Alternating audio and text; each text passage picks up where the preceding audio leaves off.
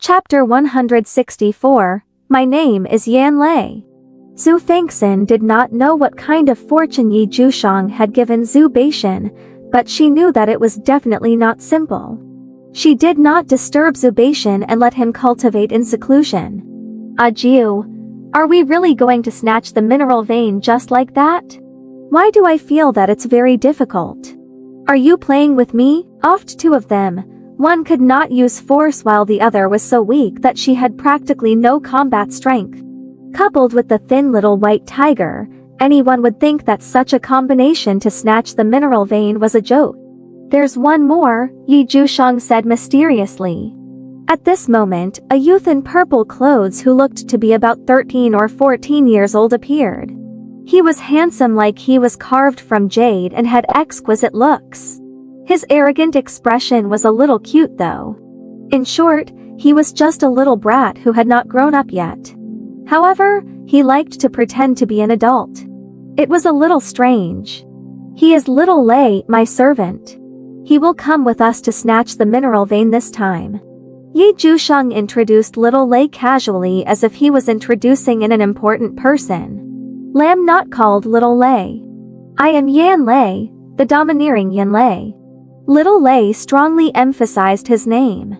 Clearly, he was dissatisfied with the way Jiushang addressed him. This also showed that little Lei had the temperament of a child king. He was clearly young, but he insisted on acting like an adult. Jiushang could not be bothered with little Lei's meaningless emphasis. He did not care how depressed he was as his attention was all on Xue Fanxin. With him around, a low-grade mineral vein is not a problem. Xue Fanxin was not too sure about the relationship between little Lei and Jiushang. Although they were master and servant, little Lei's expression seemed to be filled with hatred and fear towards Jiushang. Amidst these complicated emotions, there was more admiration and respect. No matter how dissatisfied he was, he did not dare to go against him, much less disobey his orders. Jiu, where did you abduct such a handsome young man from? Xue Fanxin liked this youngster who looked like he had walked out of a painting at first glance. She wished she had a younger brother like him. If this was her son, that would be even better. Haha. All of a sudden, she really wanted to have a child. Although her body was only 15 years old now, she had already reached the age of a mother in the 21st century. Her mindset was different. If she had not met Zhang Dongge and Pei Shanggyang, that scumbag and slut, she might have already no. If not for that scumbag and slut, how could she have met Jiu? Hence, she should be thanking Zhang Dongge and Pei Shanggyang. Jiushang saw that the expression on Xue Fanxin's face was changing repeatedly. At first, she was happy, but then she became sorrowful and angry for some reason. Then, she returned to calmness and revealed a happy smile. In just 10 breaths of time, little Xiner had actually experienced a round of emotions. What kind of story did she have? Xue Fanxin adjusted her mindset and forgot her sorrows from the past. She cherished everything in front of her and stared at little Lei's tender and handsome face.